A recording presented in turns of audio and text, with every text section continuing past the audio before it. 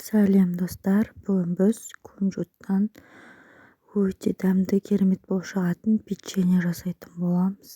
Өте жұмсақ, дәмі ерекше болып шығады. Жасап көрсеңіздер болады. Видеоны соңына дейін қарап кетіңіздер. Керек заттарды астына описанияға жазып кететін боламын. Бізге керек заттар: ең бірінші осылай кунжутымызды табамызға салып, қызарғанша қуырып аламыз. Қуырып алғаннан кейін басқа ыдысқа салып, оны суытатын боламыз. Міндетті түрде суытып салу керек. Бізге керек заттар: ең бірінші бөлме температурасында тұрған сары майымызға қантымызды салып, миксермен жақсылап араластырамыз.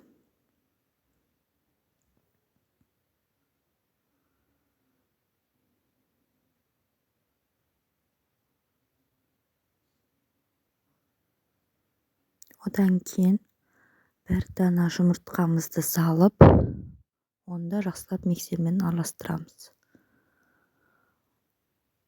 Одан кейін ұнымызды еліктен өткізіп дайындап аламыз.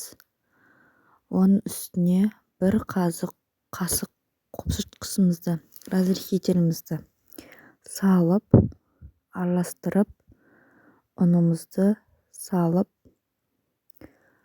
күрекшемізбен, лопаткамен араластыратын боламыз. Ұнның бәрін бірден салмаймыз, бөліп салатын боламыз.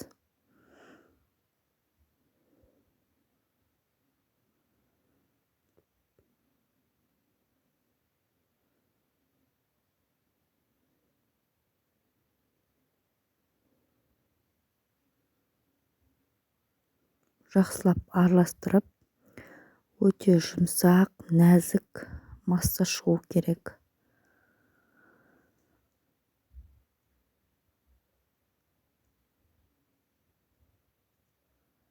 Одан кейін, осы араластырып болғаннан кейін, суып тұрған кунжутымызды салып, массаға жақсылап араластырамыз.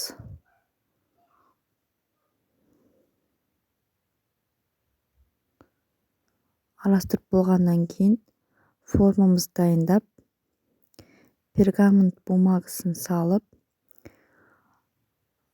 печеньелерімізді қолымызбен дөңгелетіп, дөңгелек форма жасап салатын боламыз.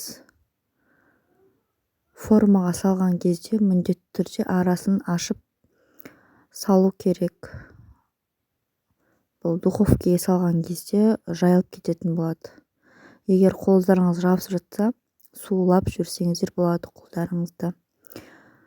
Осылай салып, 180 градуста 15-20 минутта пісіріп аламыз. Осындай керемет болып шығады. Видеоға лайк басып, комментарий жазып, тіркеліп кетіңіздер.